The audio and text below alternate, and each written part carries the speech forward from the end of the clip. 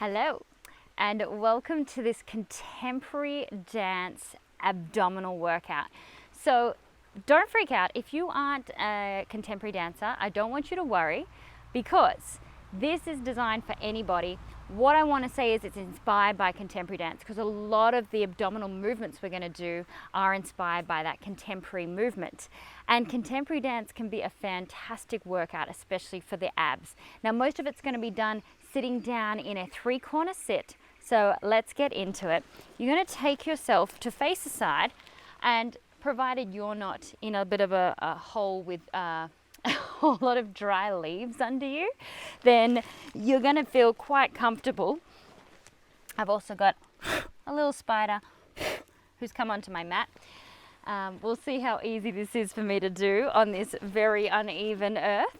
So I've got my front leg in front of me so that it's parallel to my hips, and then the back leg, I can either have it really close in so that the foot and the knee basically are connected, or I can have it a bit further back so it's at a 90-degree angle. Yogi's choice, dancer's choice, whatever you'd like. So just to begin with here, all I want you to do is rotate your back hip forward and up. So it's like this back hip is going over towards the front knee and back. All we're doing is waking up the hips, lubricating them a little bit, saying hello, because they are going to need to have a little bit of fluidity in order to do the movements. So just rotating the hips up and rotating the hips down, not rotating the tips. Good. So a few rounds of this. This is basically just a hello hips. Good morning, good afternoon, wherever we're at in the day. Beautiful. And then just switch the legs over. We're doing a lot of this switching over in a moment. And same thing, back hip will come forward and down. Just pay attention to how that feels. If it's feeling a bit painful, then I want you to back right off and just keep that movement really small. If you feel like you want to get a little bit more of a stretch, then take the hip to its full range and capacity before you draw it back. A few more of these, maybe 3, 2, 1. And then from here, I'm going to get you to lie down on your back. Feet are going to be together, knees out nice and wide, and take your arms out to the side. And simply take one leg over and then let it drag on the floor if you can and come back to center. So we're just swinging the hips out and around. You can probably hear some of the crunchy leaves I'm under, so apologize for that. But you might also hear the beautiful rainforest that I'm in today. Few rounds of this. So I just like to make this as liquid as possible, so there's no start to the movement and no ending to the movement. That's it, just swinging the hips. This is not about having perfectly pointed toes, it's just awakening the hips. Whew. One more each side, and then we'll rest in the center, soles of the feet together, knees out nice and wide. Now you can either take your hands behind your head or take your hands forward. So I'm going to take my hands forward for this one. I'm going to inhale to stay, exhale, lift my shoulders, keep my pelvis completely still, draw the hip bones towards each other, draw the pubic bone up towards my belly button, and then inhale, lower back down. So the exhale draws everything in, ribs are drawing down to the pelvis, and then inhale brings you back down. So the exhale is attached to the exertion, and the inhale is the softening back down. We're going to go for 10 more of these. Do it in your own breath. Try and lift the shoulders as much as you can, but instead of letting the belly pop, see if you can bring the two hip bones together and really think of drawing hips and pelvis together. We've got about 7 left. That's it. You can maybe press the feet together if that really helps, because sometimes the pressing of the feet together will activate the pelvic floor, and that assists us with this. We've got about 5 more. It kind of looks like giving birth. Embrace the ugly look of this. Yes, and I realize I'm facing towards the camera. Probably not my best choice, but you're in your own world, concentrating on your breath, so it doesn't matter. For 3, for 2, for 1. Now for this next one, you can either keep the shoulders lifted or you can have them down. It doesn't matter. You're going to inhale, and then as you exhale, just float one foot off. So I'm keeping my foot pointed. I'm keeping it in this like bent arabesque, and then exhale back down. So inhale and then exhale, lifting off. Inhale, coming back down. So as I said, upper body can stay up, or it can go back down each one, or it can stay down the whole time. It's just about getting a little bit of stability in and amongst the hips and the pelvic floor. So if those hips are rocking, see if you can think of drawing the two hip bones towards each other. That's it. We're going for precision rather than height. Don't think about trying to get your legs up and over. What we're trying to do is just isolate the legs separate from the torso. Let's go a few more on each side. If you're lifted up, maybe lift that tiny bit more. Give it a smile. Sometimes a smile helps, sometimes it doesn't. But just do it anyways.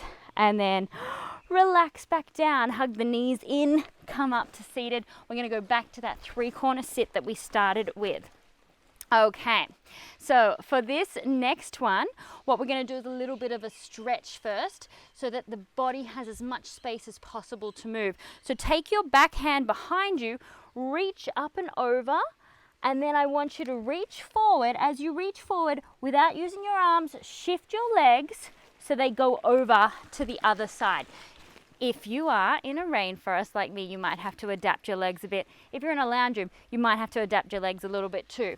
So we're going to inhale up and over to the back side. As we exhale, we'll come forward, switch the legs over and come back down. Inhale over to the back. Exhale, make it a little bit of a swing. It kind of feels nice. Inhale, reaching over. Exhale, lift the legs, rotate. Inhaling up and over. Exhale, scoop, lift up and rotate. Beautiful. Keep flowing it so you kind of don't know where the end and the start are. You're just flowing all one. And you can make this as smooth as you possibly can. You're probably going to look a little more glamorous than me sitting in this kind of dry leaf hole, but it feels nice to be in nature. One more each side. And then last one, you're going to start to feel the abs a little bit. Now, same concept here. We're going to rotate from one side, but we're going to keep this all upright now and just bring the arms around. So I'm kind of shifting the legs. You might just find that you can keep the feet planted on the floor and then go from side to side. Or you might do a little bit of lifting the legs, come full back into the three-corner sit. Your choice. So you can either have the feet a bit further out, just let them fall side to side. It's a little gentler, but it could be a bit strong on the hip flexors. So you might find this version to feel nicer, but it is a little stronger on the abdominals. That's it. Let's go one more each side. And then come back to center and return to the first side. We've got a few more. I know you're going to start to feel it. From here, we're going to bend down. As we exhale, you're going to lift up to what we call a boat pose in yoga. Maybe float the hands up overhead and then exhale down to the other side. Exhale up. Inhale to come down. Exhale. Inhale down. And then you can start to allow this to feel a little bit more circular. So as I said, there's kind of no beginning and no end, but you're going to feel it in the abdominals, embrace it. And what I'd say, if you're starting to feel that intensity in the abdominals, just take your focus to flowing the movement. Not only is that a little bit more fun, but it's going to make it easier. So rather than there being distinct jolts, it's this beautiful flow of movement. One more each side. Oh yes, feels good, right? We're not too far. Come back to the center. Reset to the very first side. Okay, almost there. From here, we're going to take the three-corner sit, and you can decide where exactly your back leg goes. So if you want to go exactly to the side, you might decide to have the leg out at a 90 angle from the hip, or you might decide to have it a little bit further back so it's like an arabesque line from dancing. Your choice. Having the leg a bit further back is going to be a bit stronger than keeping it further in. Option 1, hands down to support you. Option 2, take first arms of ballet, okay? What are we going to do? We're going to pulse that back leg off for 10, 9. So it's going to be subtle, only a little bit off, but you're going to feel it in that glute. Keep lifting up through the front body to support yourself. 8, 7, 6, 5, 4, 3, 2, 1. Beautiful. Switch the legs over. Yeah, I didn't really mention the glutes, but we're going to throw them in there anyways. Find your variation, nice and tall, either supporting with the arms or in that beautiful circular arm. Flex or point, your choice. 4, 10, 9, 8, 7, 6, 5, 4, 3, 2, 1. Almost there. Back to the first side. We're going to go into the obliques now. You're going to love it. Yeah, just go with that. Okay, back leg is going to swing forward and then back. Upper body is going to do the opposition. So my arms are going to swing opposite. So I'm trying to look to the back of my mat and then forward, whilst maintaining a really, whilst maintaining a really tall spine. Okay, so the inhale will be to lift and lengthen, the exhale will be the twist. Inhale, lift and lengthen, exhale, twist. We're going to go for 8 more. I know you can feel the glutes, you can feel the legs, you can feel the abdominals. Let's go for 7 and 6 and 5 and 4 and 3 and 2. Last one, 1. We did one side. Let's switch to the other side. Fix up your mat if you were like me and flicking it all over the place. Here we go. Ready. 10, 9. Use your out breath. Yep. 5. Nice and tall. 4, 3. Oh gosh. 2, 1. Final thing we're going to do. You're going to love it. Feet facing flat on the ground, knees nice and bent. Okay? We're going to go for a little round the world with our upper body. First thing you're going to do is take your hand about diagonal with the hip back. Let that elbow come down. Then take your right shoulder, left hand, come around. So we're doing like a little round the world. So we go out to the side and reverse the opposite way. And then around. That's it. Then, if you really want to, you can try this without the arms. So you'll just go round and up. Try and keep the legs and hips as still. So it's really just the upper body going round. You have the one side of the shoulder blades, then the other side, then coming all the way up. Okay? Use an inhale to lift and lengthen. Use the exhale. Let's go 5 each side. Inhale, lengthen. Exhale. That's it.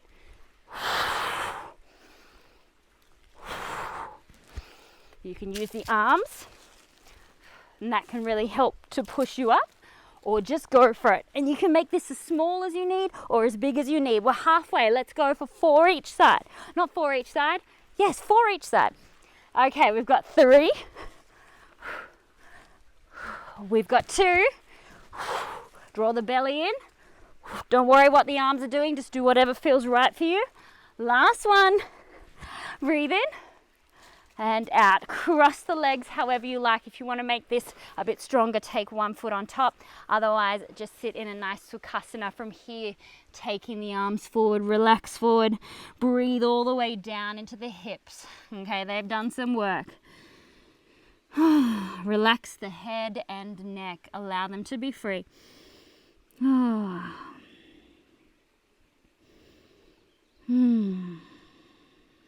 Come all the way back up. Switch whatever leg is on top. If you're in the stronger variation, you've got the foot on top. Beautiful. And then reaching forward, breathe deep and down in towards the hips. Head and neck, jawline, all relaxed.